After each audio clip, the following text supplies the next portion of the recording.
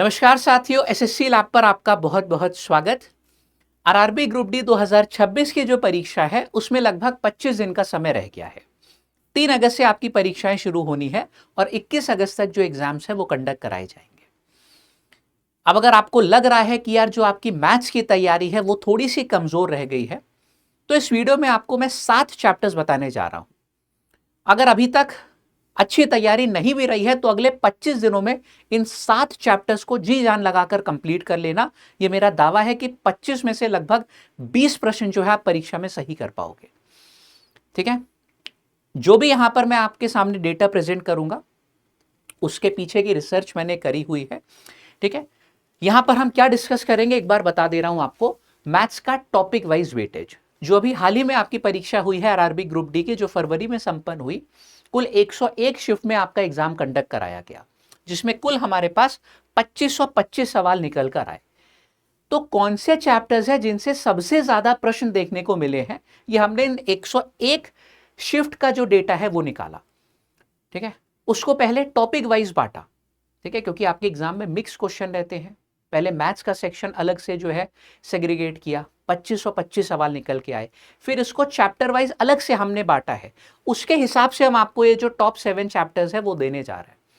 ठीक है, तो वीडियो को अंत तक जरूर देखिएगा, आपका ज्यादा समय हम नहीं लेंगे। और हाँ, अगर चैनल पर नए हो तो इसको सब्सक्राइब कर लेना, आपके लिए आगे बहुत काम के वीडियोस हमने प्लान किए हुए हैं।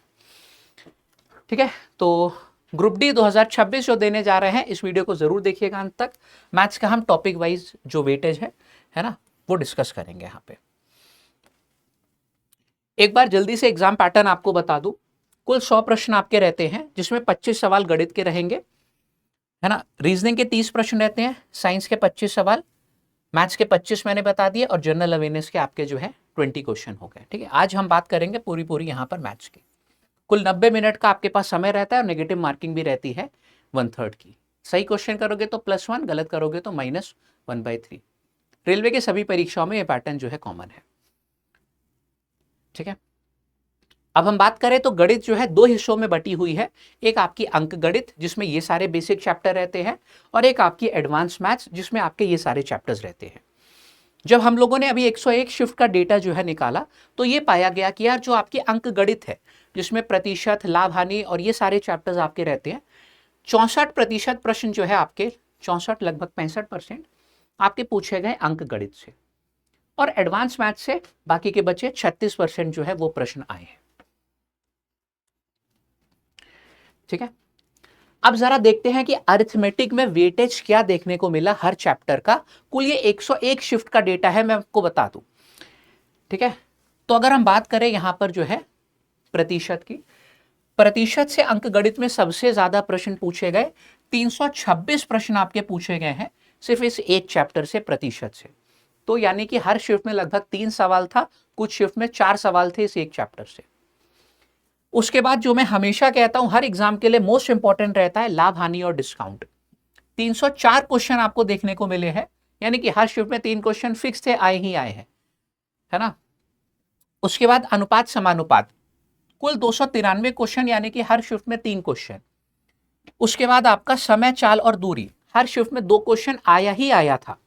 ठीक है, फिर समय कार्य हो गया, और इसके साथ साथ मैं बता दूं यहां पर ये जो नल और टंकी है, यानी कि पाइप एंड सिस्टम, ये एक ही कंसेप्ट के चैप्टर्स हैं। तो अगर इनके तुम मिला दो, है ना, तुम्हारे पास लगभग 240 के करीब जो है प्रश्न बन रहे हैं, यानी कि 2 से 3 सवाल हर शिफ्ट में। ठीक है, तो औसत के 102 प्रश्न, हर शिफ्ट में एक क्वेश्चन औसत का आया था। इसी तरीके से आप नीचे के चैप्टर्स का वेटेज देख रहे हो, ये और कम हो गया है ना। ब्याज के 101 प्रश्न, यानी कि हर शिफ्ट में एक सवाल था। ठीक है, साझेदारी के 35 प्रश्न, मिश्रण के 6 मात्र सवाल आए। तो समझ में आ रहा है कि किस तरीके से आपको यार तैयारी करनी होती है। पहले अगर आपके पास प्रॉपर डेटा नहीं है तो आप किस दिशा में तैयारी कर रहे हो, है ना। पता चला आप इस चैप्टर में जो है 1 हफ्ता 10 दिन दिए हो और वो एग्जाम में पूछा ही नहीं जा रहा है, तो ये गलती नहीं होनी चाहिए। बात करें एडवांस मैथ्स की, तो यहाँ पे सबसे ज्यादा जो आपसे पूछा गया वो क्षेत्रमिति, कुल 196 प्रश्न, यानी कि हर शिफ्ट में लगभग 2 सवाल आपके आए थे। ठीक है, और इस बार भी सेम पैटर्न हम लोग को देखने को मिलेगा। ठीक है, सरलीकरण की बात करें तो 180 प्रश्न, है ना। ज्योमेट्री और कोऑर्डिनेट ज्योमेट्री की बात करें हम, यानी कि ज्यामिति आपका हो जाता है 117 प्रश्न।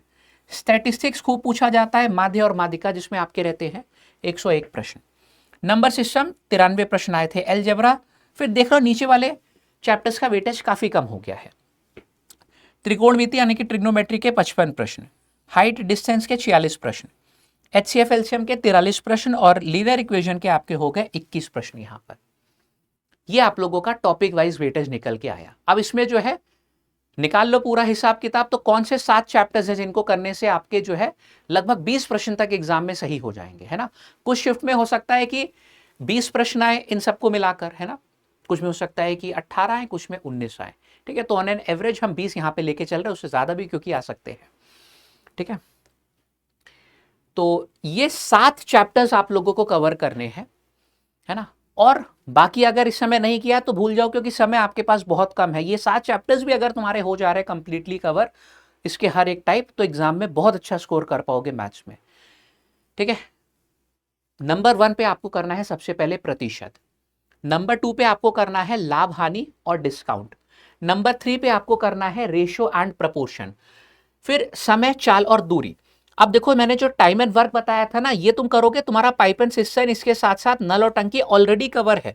कुल मिला के लगभग 240 प्रश्न हो रहे थे, ठीक है। आपको पहले इसके बाद समय कार्य करना है जो उससे ज्यादा फायदा होगा, ठीक है। समय, चाल, दूरी आपने कर लिया, क्षेत्र मिति कर ली, है ना। इसमें ज्योमेट्री की भी बहुत सारी चीजें आपकी जो है वो कवर हो जाती हैं। फिर आपको करना है सरलीकरण, जिसमें सबसे कम समय ही आपको लगेगा। तो ये बस 7 चैप्टर्स पे पूरी जो है जी जान लगा दो, है ना। लगभग 65% या उससे अधिक जो आपके प्रश्न है वो यहीं से पूछे जाते हैं, और ये डेटा बोल रहा है, ठीक है। जो भी हम यहां पर बात आपके सामने प्रेजेंट करते हैं उसके पीछे की रिसर्च हमने करी होती है, ठीक है।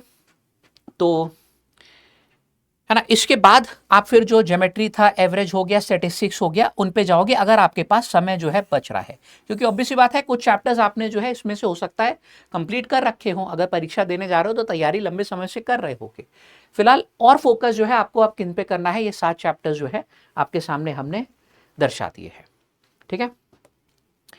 बाकी उम्मीद करते हैं वीडियो अच्छी लगी होगी, नीचे कमेंट करके जरूर बताना, और हाँ चैनल को सब्सक्राइब कर लो, क्योंकि आगे भी हमने बहुत अच्छे वीडियोस आपके लिए प्लान कर रखे हैं आपकी परीक्षा से संबंधित, ठीक है। जय हिंद, मिलते हैं अगले वीडियो में।